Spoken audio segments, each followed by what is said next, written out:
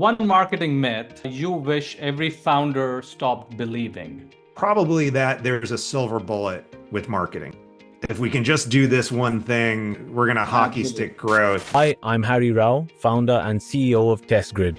Welcome to 5 Minutes Mentorship. So today we have someone who's proven the great marketing doesn't just build brands, it builds companies. Jeff Perkins has scaled it all from leading QA Symphony to steering Park Mobile, which is one of my favorite Atlanta company. We can't wait to dive in deeper and learn more about Jeff's journey.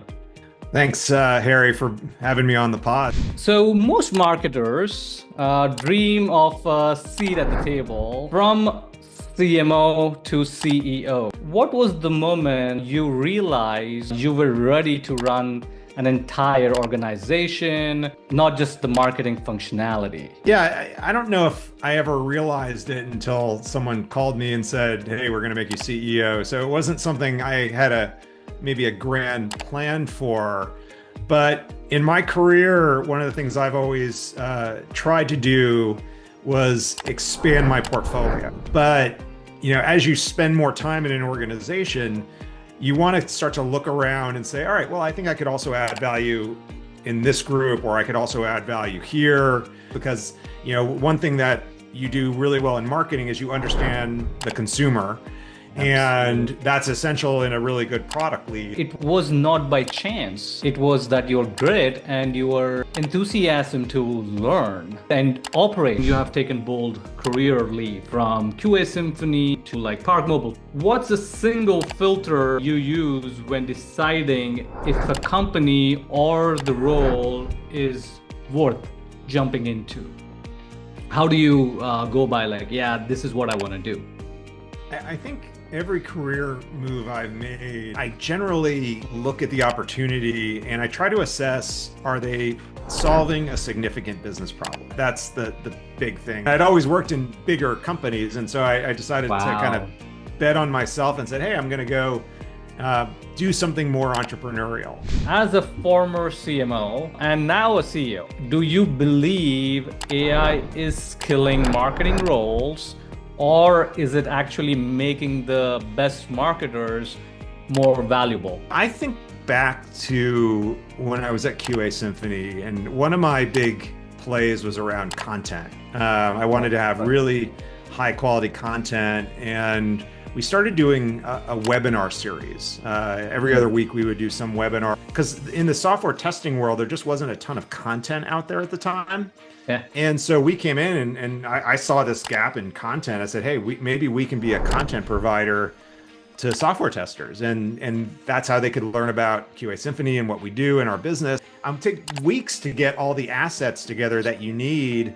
Now, a lot of the tooling out there, you finish the webinar and it does it all for you. And I just look at that, and back to your question on AI, man, I would have been dangerous if I had that tool back when I was at QA Symphony 10 years ago. I think AI becomes really just a powerful tool to accelerate everything you're doing.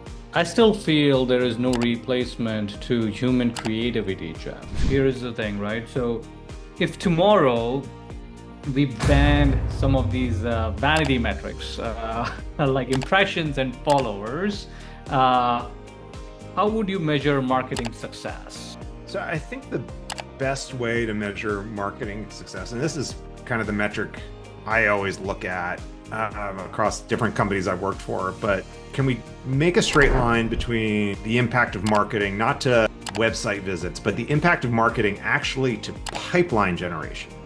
Absolutely.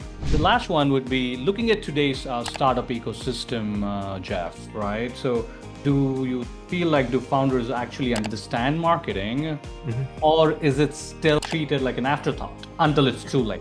Yeah, I think a lot of founders intuitively understand marketing because they have a vision and they have a story they're trying to tell. And oftentimes they're trying to raise money for their vision. And that's all part of marketing. That's storytelling, right? And so, I think some of the best founders are, while they're not traditional marketers, they are very good at telling the story, painting the vision, and getting people excited and rallied around the cause. You put the logo on your website, it makes you look like you're a high momentum business. It's like, all right, I got to figure out what are ways I could build my brand, get exposure. Jeff, thank you for joining the podcast. This is amazing wisdom that you gave us and the knowledge you have been through, right? Again, thank you to be on the show. All right, you got it, Harry. Take care, man. Have a good one. Thank you, Jeff.